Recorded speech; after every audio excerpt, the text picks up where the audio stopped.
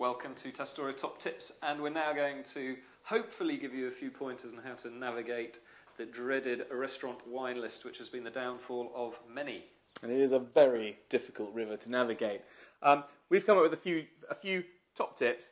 My first top tip is never buy the second wine on the list, either red or white, especially if it's a shorter list, because that's the one they think you're going to buy, because you won't want to buy the house wine and look cheap. The second one on the list is the one designed to create the most profit. This is a trap for the unwary. Second tip, James? Second tip, avoid the well-known names. Chablis, Sancerre. Yeah, Chablis, Sancerre, Chianti, Veuve Clicquot, that kind of thing.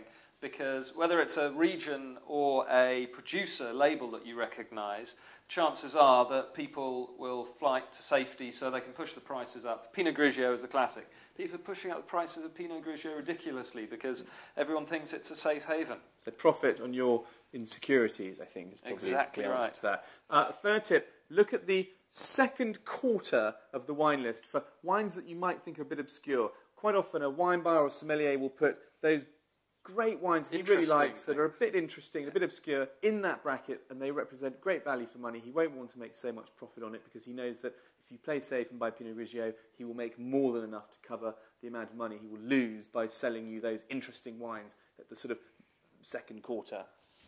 Final tip, don't be afraid to ask. Whether it's the waiter, waitress, manager, if they've got a sommelier, ask them. Tell them what you're eating, tell them what kind of things you like, and they'll recommend something. And your budget too. Don't ever be afraid. Yeah, don't ever be afraid to say how much you want to spend on a bottle of wine. And if they recommend something more expensive, tell him, say, sorry, no, that's more than I wanted to pay. And he'll find something interesting for you. Yeah.